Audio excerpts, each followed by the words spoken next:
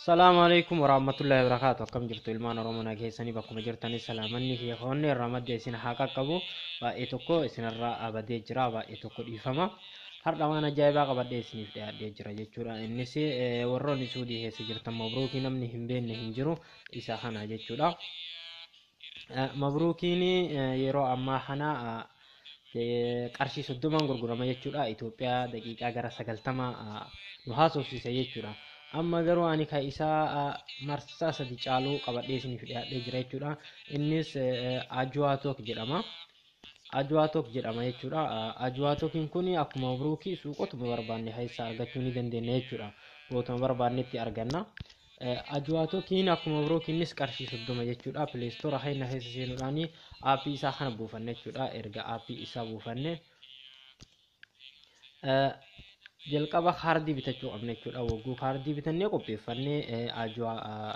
aappii buufanne jechuudha Play Store keessa seenuudhaan wagguu isa buufannee booda kaardii keenya qopheeffanneetiin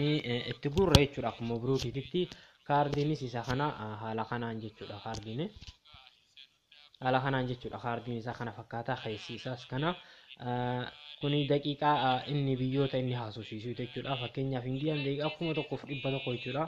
Itoophiyaan daqiiqaa 300 Itoophiyaa fi Suudaan sadarkaa gadaanaa irratti argamu daqiiqaa 300 biyyoonni biraa achi ol jechuudha okay haala kanaan dhuma isaa irraa kuma kaardii wanna irraa haqamutu jira eega han'ee booda itti gurra jechuudha garuu jala kanatti barreeffamni kunni mul'ata hidheetiin abdii qaba free talk to jedheetiin daqiiqaa sa'aatii 8 hanga sa'aa 8 fuulakkaa jechuudha jidduu kanatti yoo itti fayyadamne yoo ittiin haasofne daqiiqaan 30 firiidha jechuudha sa'aatii walakkaa sa'aatii kana jidduutti daqiiqaan 30 firiidha daqiiqaa 300 irraa nurraa hin hir'isu jechuudha firii nu haasofsiisa yeroo kanatti itti fayyadama jechuudha warri itti fayyadamtanii sa'aatii 8 fi 8 walakkaa jidduu kanatti itti fayyadamaa bilaash jechuudha daqiiqaan 30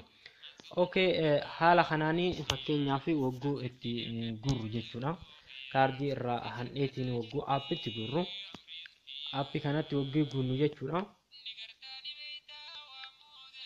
haala kanaan nuuf fide jechuudha jalqaba irratti garuu dhiifama jalqaba irratti aappii wagguu seennu jechuudha aappii keessa wagguu seennu sooftira kana daawunlood goonee erga kaanee booda operator code jedhee nu gaafata jechuudha jalqaba irratti osoo keessa hin seenne wagguu san maal goona kaardii dudda isaa irra jechuudha duuba isaa irratti ni mul'ata abdii qaba operator code bakka jedhu kanatti 1 tokko 6 boota jedhu kan operator code isaati jechuudha itti guutan jechuudha jalqaba irratti aappii keessa hin seenne daawunlood gootanii erga kaastanii booda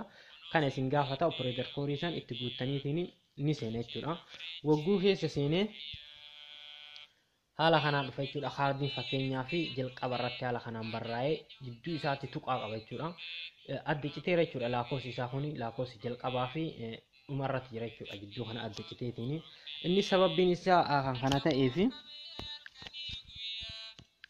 boota lamatti gurra jechuudha username fi password kanatti lakkoofsi tuqaa dura jiru username biratti guutama lakkoofsi tuqaa afoo jiru ammoo password irratti guutame jechuudha bakka lamatti citee jira isa jalqaba username biratti guuttu isa dhuma ammoo password irratti guuttu jechuudha sadaffaa ka jiru clear code ka jedhu kana id ka jedhu kana ammoo nu barbaadan guutuu ni dandeettan jechuudha egaa haala kanaan guuttanii booda save bootaa jettu ni mul'atti save gootanii wagguu save gootan haala kanaan isin seena jechuudha registering jedheetiin jalqaba jechuudha bilbilu lakkoofsa itti guuttan jechuudha lakkoofsa guuttanii isiniif seena jechuudha inni nu haala kanaan itti fayyadamchuudha daqiiqaa 300 jechuun baay'ee tokko guddaadha riyaalli 10 daqiiqaa 4 nu haasofsiisa jechuudha Itoophiyaa garuu amma riyaala 10 daqiiqaa 100 haasa'utti jira jechuudha riyaala 30 daqiiqaa 300 baay'ee tokko guddaadha jechuudha haala kanaan itti fayyadama